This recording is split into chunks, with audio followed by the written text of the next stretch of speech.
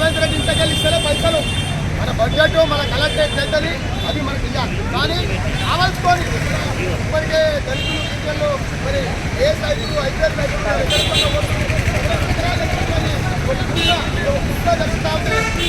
భాగంగానే తప్పుడు ఆచరణని భావిస్తా ఉన్నాం. ఇలా ఇంత పెద్ద కార్యక్రమం మరి నేపాల్లో తీసుకోవడం నేను సంతోషకరం. ఎందుకంటే మరి రాష్ట్రం మొత్తాన మరి ఇలా సంగారెడ్డిలో ఈ కార్యక్రమం జరుగుతాం. రాష్ట్రం మొత్తం డబ్బులు వేయలే, మన జిల్లా సంగారెడ్డి జిల్లా ఇలా స్పందించడం. ఈ ప్రోగ్రాం ఇప్పటికీ ఆపకుండా రేపు మంత్రివర్గం ఉంది, మంత్రివర్గంలో డబ్బులు మరి ఇమ్మీడియట్ గా 200 కోట్లు వేయాల్సిందే. లేదంటే ఈ కార్యక్రమాన్ని మరి అసెంబ్లీ ముట్టడి కూడా మరి పెద్ద ఎత్తున ముందుకు తీసుకొని పోతామని తెలియజేస్తూ అందరూ కూడా ఇదే స్ఫూర్తితో మరి అందరూ కూడా రేపు ఏ కార్యక్రమం ఇచ్చినా మరి రాష్ట్ర స్థాయిలో ఏ కార్యక్రమం ఇచ్చినా మీరందరూ రావాలి, అసెంబ్లీ ముట్టడి చేయాలి, మన హక్కులు మనం సాధించుకోవాలి.